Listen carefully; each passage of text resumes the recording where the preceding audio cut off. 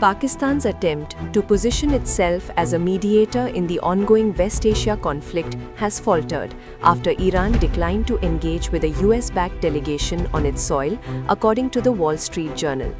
The development underscores a growing trust deficit, with Tehran reportedly unwilling to allow Pakistan to play a role in the negotiations. Iran has also rejected a list of demands put forward by the United States, calling them unacceptable and pushing prospects of an early resolution further away. Islamabad had earlier claimed to be facilitating communication between both sides, but the latest stance suggests those efforts have not materialized into meaningful diplomatic engagement. Despite the setback, there are indications that Iran may consider mediation led by Qatar, a key regional actor. The shift highlights evolving diplomatic alignments as tensions continue to rise across the region.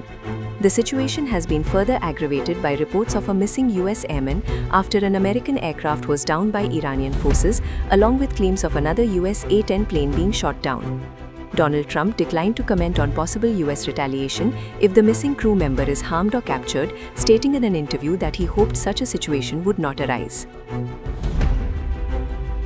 Iran has also intensified its military posture, with the Islamic Revolution Guards Corps or IRGC announcing Wave 93 of its retaliatory campaign against US-Israel forces.